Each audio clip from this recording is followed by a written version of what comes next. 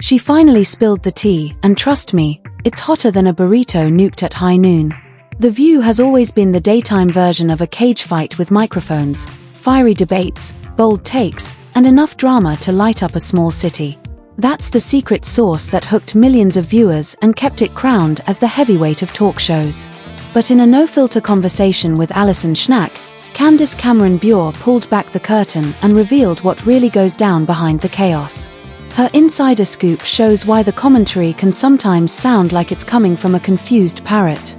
And today, buckle up, we're diving straight into every wild, messy, and unforgettable detail. If I'm not wrong, because I don't know too much about The View, but I've seen definitely like some controversial clips online or on YouTube. Yeah. That's a primarily liberal audience. Oh yeah, it is. That whole show started and it's called The View because it's supposed to be 5 different viewpoints. Yeah. Yeah, it's pretty much one viewpoint. That's what I picked up. Yeah, there's usually like one token conservative. So I was that conservative for 2 years on this show. But going into it, you knew that you were going to be that kind of token target. Yeah. Let's rewind the tape. Candace Cameron Bure co-hosted The View from 2015 to 2016, back when the show leaned more toward casual chit-chat than full-on political cage matches. But even then, the winds of change were blowing. You could see the vibe shifting, like a cute puppy slowly transforming into a full-blown drama llama. That's about the time producers apparently thought, you know what? Let's turn every woman on this panel into a political expert overnight. Suddenly, everyone needed a hot take, whether they could define filibuster or not. Then came Trump. His arrival in politics hit like tossing a fireworks factory into a silent library. His name alone guaranteed clicks, ratings, and a non-stop media circus. Naturally, every talk show pivoted faster than a cat riding a Roomba, and The View was no different. Staying relevant meant jumping headfirst onto the outrage express, carving out big chunks of airtime for anti-Trump rants. But here's the million-dollar question. With all that brewing chaos, why in the world did Candace sign up for The View in the first place? Turn that job down. Are you serious? Multiple times. That's so funny. And I was like, I know they talk so much politics on the show, and I'm not comfortable with that, so no. And then they came back and they were like, we're actually switching it. It's going to be more pop culture, more evergreen topics. We're not really going to talk about politics that much. And it was like, okay. And then I was like, well, I live in LA and I'm not moving to New York, so no. And they said, we'll fly you back and forth every week. We'll pay for the tickets every week. The biggest open door. They just kept upping the ante. Like everything I tried to say no to, they had a solution. If anything, this just proves the producers had one goal at first, but pulled a hard U-turn the second they realized politics meant ratings gold. Even Raven-Symoné, who co-hosted alongside Candace, spilled the tea in a way only Raven could. I thought I was joining a fun, pop culture talk show. Instead, I got catfished. Lesson learned. Boom. That one line says it all.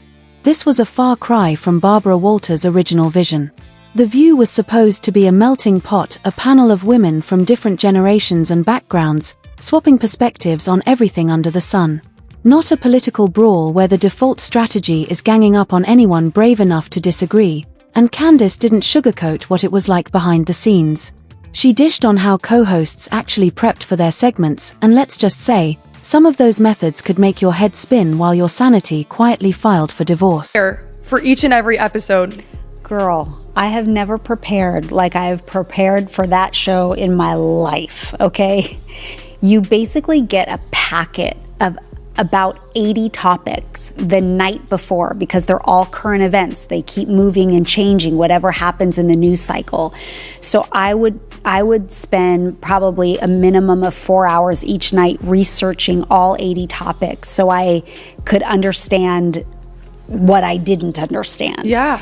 And then on the morning of, with the hosts and the producers, they break it down. We go through all 80 topics and then pinpoint maybe 7 or 8 of those that we're actually going to discuss on the show. Honestly, this explains why The View sometimes delivers takes so bad they should come with a public safety warning.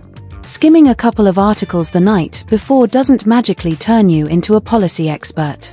Sure, that trick might have saved you back in college, But this is national TV, millions of eyeballs watching, and bluffing isn't exactly an option. You can spot it instantly. The second someone's knowledge caps out at the headline, they start tossing around buzzwords like confetti. Add a little fake confidence and boom, instant I have no clue what I'm talking about energy. Sunny, Joy, Whoopi, we've all seen it enough times you could turn it into a drinking game. And Candice? She wasn't shy in other interviews either. She laid it all out, what working on the show really felt like. No sugarcoating, no PR polish, just raw, unfiltered chaos. Don't miss The View at all. I love being on talk shows. I love hosting talk shows, right. But that was a hard job every single day in, day out, talking politics. Yeah. So, and Christianity. Yeah.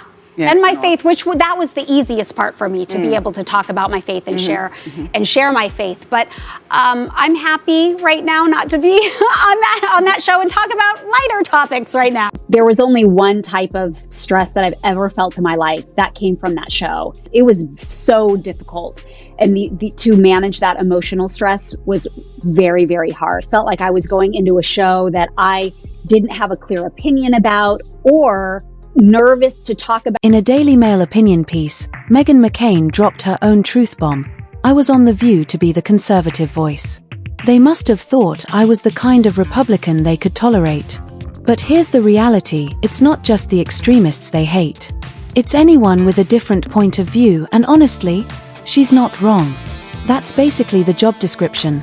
Be the token conservative, survive a daily 4-on-1 debate, and pray you don't get steamrolled. The second you stray from the left script, the co-hosts swoop in armed with eye rolls, interruptions, and conversation gymnastics that would put Olympic athletes to shame. Then there's the audience, the unofficial fifth co-host. Their job? Gaslight you in surround sound. Sure, the paycheck is nice, but is it worth being shouted down every day?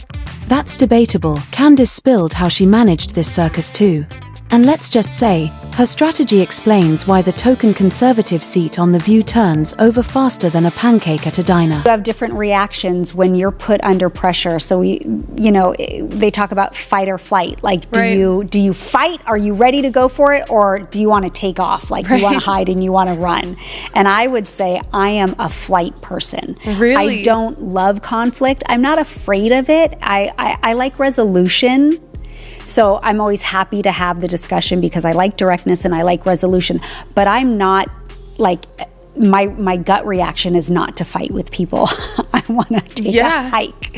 So with that, I think my disposition helped me in that when people really come at me, I don't get super riled up. Like, I don't put on the boxing glove. Let's be real, no one can survive an entire episode with Joy Behar and Sunny hosting yelling over you, armed with nothing but recycled hot takes and theatrical hand gestures.